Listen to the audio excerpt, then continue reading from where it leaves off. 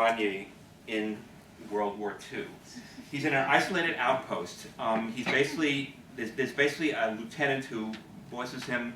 The lieutenant and the lieutenant's family are in this outpost, and he's their one lower ranking person, or basically servant. He's intensely lonely. He basically has to live in the pigsty with the pigs while they live in the main house, and he's sexually frustrated. And this first part of the film is basically about all these totally bizarre and sometimes disgusting forms of masturbation which he works out. It has all kinds of grotesque details. I mean, the lieutenant has these two beautiful teenage daughters who he's always spying on through various kind of holes in the wall of his shack, and obviously lusting after and masturbating about. And it's just all this very grotesque bodily stuff. It's completely. The lieutenant is always bossing around, giving him orders to basically do all the family chores as well as have the military obedience. It's almost kind of feudal relationship between them, in the way in which he just has to obey unthinkingly. Eventually, he has or seems to have sex with the lieutenant's wife, who's this enormously bad peasant woman. But it's it's photographed very strangely, and as the images keep changing, so we have this rapid montage where it looks like he's having sex with the lieutenant's wife, but at various points he imagines himself, we presume. I mean, this is just my reading of what, strictly in film syntax, is just we get these juxtaposed images. He imagined himself having sex with both of the daughters, with a pig, and just by himself. I mean, so always the lieutenant comes and kills him as revenge for this. At the end of the first part, the wife gives birth to a baby boy who has a pig's tail, so this is the allegory of fascism. We move then to the allegory of communism, and that is where I want to show you a clip. So let me change this for a second, then I'll show the first clip. So the second part takes place under the communist regime in the 1960s, and Kalman Balatoni, who's the boy with the pig's tail, is now grown up, is now an athlete in the Olympic level sport of speed eating. So speed eating, is like where people have how many hot dogs, but in this is imagined.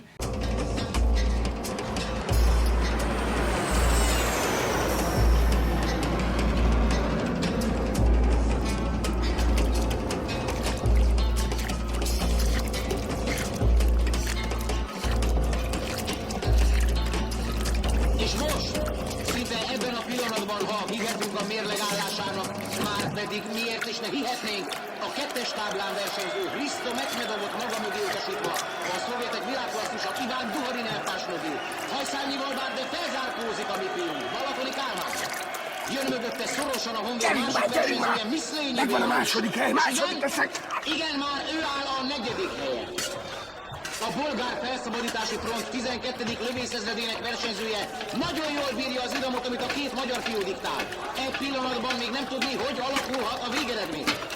Az első hely sorsa már eldőlt, de az elmúlt percekben őrületes hajrá alakult ki a második, harmadik, illetve negyedik helyért. Nos, az állás jelen pillanatban első Iván Duharin, a 4-es pályán őt követi Balatoni Kálmán a Honvéd színeiben. Hajrá Kálmán, hajrá Honvéd! Aztán Hristo Mechmedov, majd Miszlényi Béla, jelen pillanatban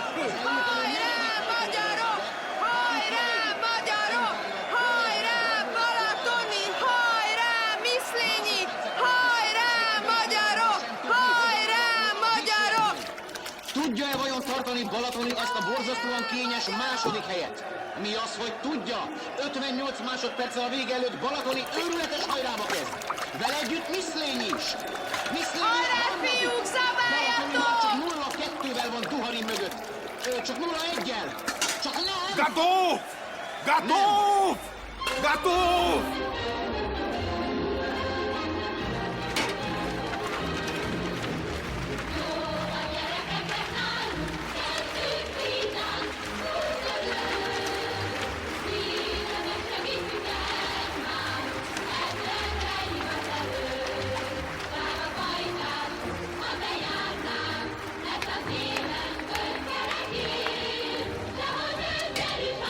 Nem látnánk, mint a túltörő gyermek.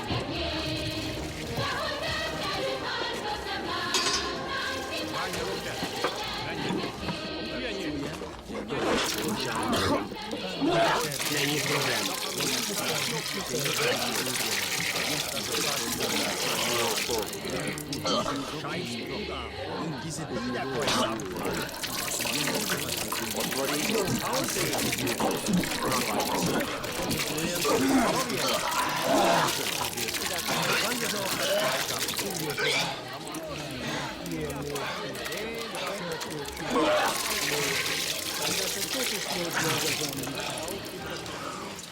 Tetszik, mi? Szállj le róla. Végig bámulta a spinnét.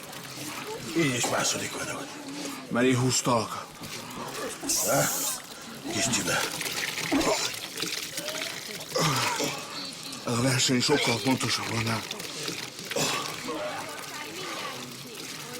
Ez a nő lesz a feleségem. Hülye vagy?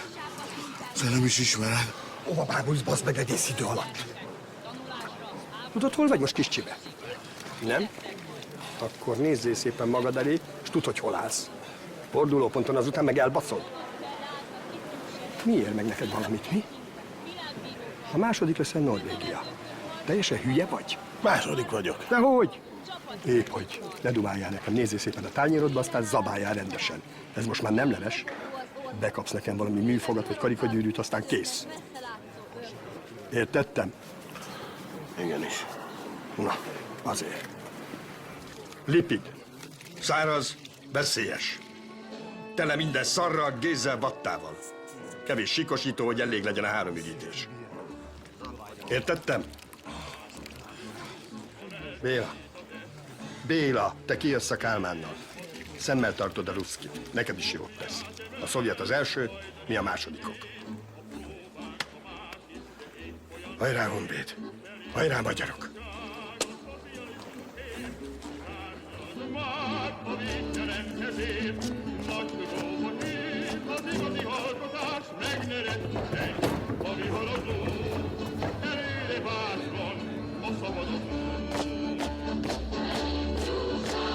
Bejött a Vaszilja mozdulat, a Gármer haránynyelés, meg minden. Nem tudom, hogy mi baja van. Katmai harányelés. Bablövesni. Észre se vetted, mi? Nem. És miért nem? Mert a nyúl is a nőt nézi. De most megmondom neked, te csak a 3. lehetsz. És a bajnoknőt a bajnok viszi.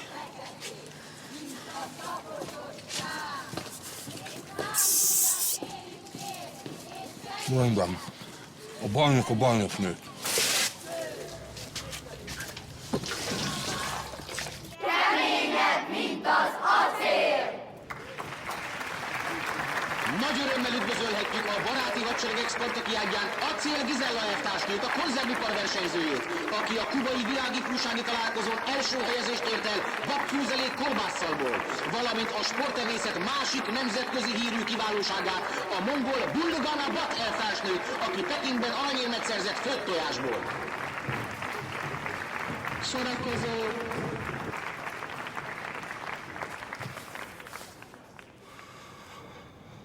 Felkészülni.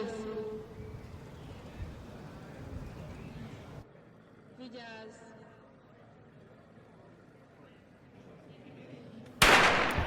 És megindult a hajrá a második fogásnemben. A Spartak Moszkva kiválósága mögött rögtön ott a 2 magyar fiú.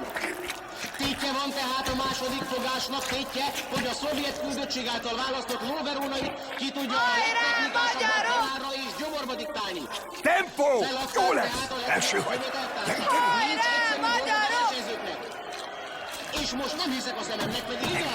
Balatoni mérlegen 23,5, nem!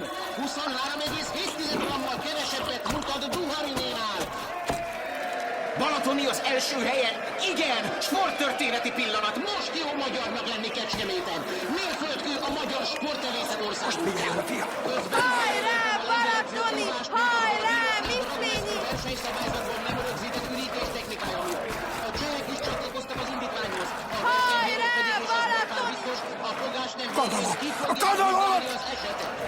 Kanala! Tovább esznek, de Kálmán áll! Jaj, hírek, ez szájzár lesz! A többiek nem hagyják abba az evést, hiszen az óra is falja a másodperceket. Balatoni!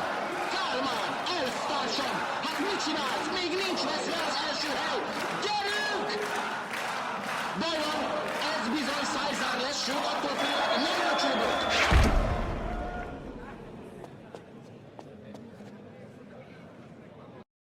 Okay, let me get back to these slides. I want you to be disgusting.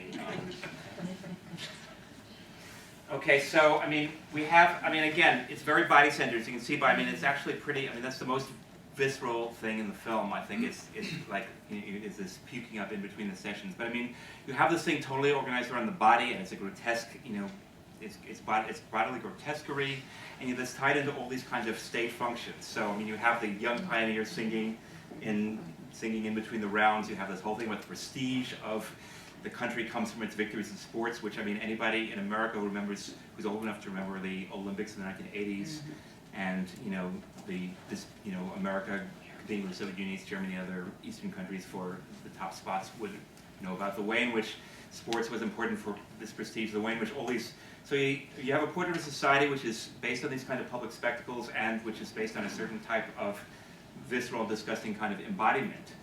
It's also the second, the first section, the fascism, is no way out, it just ends in death. The second section is a kind of, the plot sort of after we see the performance, our hero sort of is competing with the other speed eaters in fourth place for the affections of the women's speed eating champion, who was the woman you saw, with the party officials in their uniforms sort of cheering for them.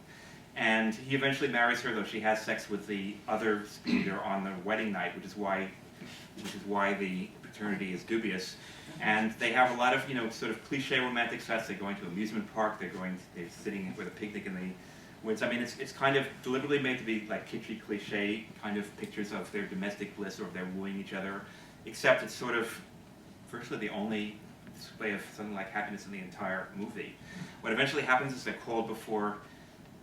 They're invited onto a yacht where party dignitaries from Hungary meeting somebody from the Soviet Union, a leading party, and they have the kind of bureaucratic speeches, and they're asked to put on a display by eating 40 kilograms of caviar in 25 minutes or something like that. And the result of this is that the female speed eater goes into premature, who's pregnant, gives birth prematurely to a baby who seems to be like a tiny runt. Okay, that's the end of part 2. We then go to part 3, which is what gives the film its title. The Lajos, the son presumptive of Kalman, and is a taxidermist. So taxidermy is actually very interesting. There was a recently book published about taxidermy in the UK and the US. I'm forgetting the title, but it was Still Life. I forgot the name of the author. It was a very interesting book, which I was consulted to see how to think about this. Anyway, so he stuffs these dead animals. He also sort of has this whole edible thing. His father, Kalman, who he saw as the speed eater, has become grotesquely, unable to move. That's him in the third part. It's actually played by a different actor. And he basically works in his taxidermy shop completely by himself.